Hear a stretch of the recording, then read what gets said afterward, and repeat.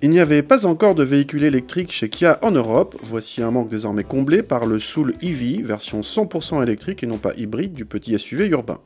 Par rapport à son frère thermique, le Soul EV se distingue par sa calandre fermée spécifique qui s'ouvre pour accéder aux prises de recharge. Les boucliers avant et arrière ont également été redessinés et même le toit, lisse sur les autres Soul, devient ici en relief pour favoriser l'écoulement aérodynamique. Le Soul EV est proposé avec deux niveaux de finition dont le haut de gamme Ultimate que nous essayons ici.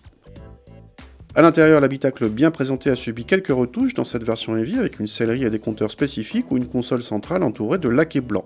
On trouve également une touche Driver Only pour la climatisation, une bonne idée pour réduire la consommation due à la clim lorsque vous êtes seul en voiture. A l'arrière, la banquette est installée un peu plus haut que dans le Soul normal et l'habitabilité a perdu quelques millimètres mais les passagers sont toujours bien installés. Le coffre a perdu 60 cm3 par rapport à celui du Soul thermique et descend à 280 litres. Au volant, on apprécie comme d'habitude le silence au démarrage et le couple maximal présent dès les premiers tours de roue qui permet de partir fort à chaque feu rouge.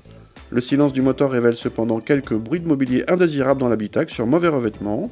Le Soul EV pèse 200 kg de plus que ses frères diesel et a donc perdu en dynamisme, mais le compromis reste agréable avec relativement peu de roulis vu la hauteur du véhicule et le maintien d'une certaine agilité. Le confort de suspension est meilleur que sur la version thermique mais reste assez ferme. Kia annonce une autonomie homologuée à 212 km, mais dans la vraie vie comptait plutôt sur 150 km. Toutefois, par rapport à d'autres véhicules électriques, l'autonomie semble moins sensible à votre façon de conduire et vous ne perdrez pas 5 km d'office à chaque démarrage en trombe. Reste le point faible de cette Soul EV, son prix. Bonus écologique déduit de 6 300 €, il reste 30 000 € à sortir pour ce Soul très sympa, bien équipé et globalement réussi. Mais à ce prix-là, cette Soul est plus chère qu'une BMW i3, certes moins bien équipée, mais encore plus atypique et plus flatteuse à la fois.